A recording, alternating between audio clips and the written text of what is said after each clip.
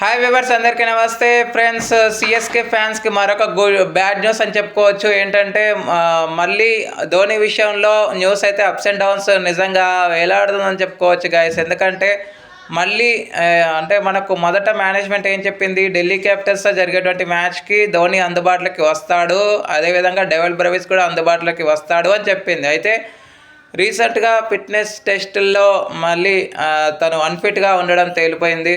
So కాబట్టి మరొక వారం రోజుల పాటు దూరమయ్యే అవకాశాలు ఉన్నట్టు క్రిక్బజ్ రిసోర్సెస్ ప్రకారం అయితే ఉంది. ఈ విషయం మీద CEO కాశీ విశ్వనాథన్ కూడా రెస్పాండ్ అయ్యారు.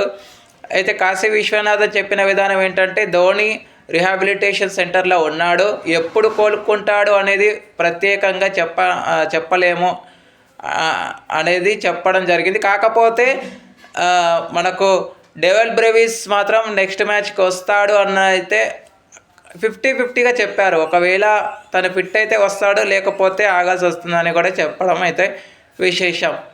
ఓకే ఫ్రెండ్స్, మరి సిఎస్కే ఫ్యాన్స్ మొన్నే ఊరించినట్టు న్యూస్ అయితే వచ్చింది. మళ్ళీ ఇప్పుడు ఇది బ్యాడ్ న్యూస్ వినాల్సి వస్తుంది.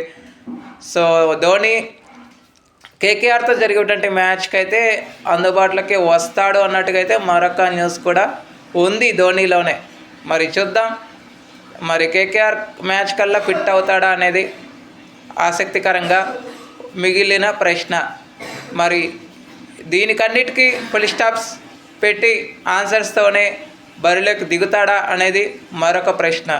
సో చూద్దాం గైస్, త్వరగా MHD రికవరీ అవ్వాలని అయితే మనందరం మనస్ఫూర్తిగా కోరుకుందాం. Thank you friends. ఇలాంటి అప్డేట్స్ కోసం ఛానల్ని సబ్స్క్రైబ్, షేర్, కమెంట్ చేయండి. మరొక అప్డేట్తో మీ ఉంటాను ఫ్రెండ్స్. అంతవరకు సెలవు, నమస్కారం.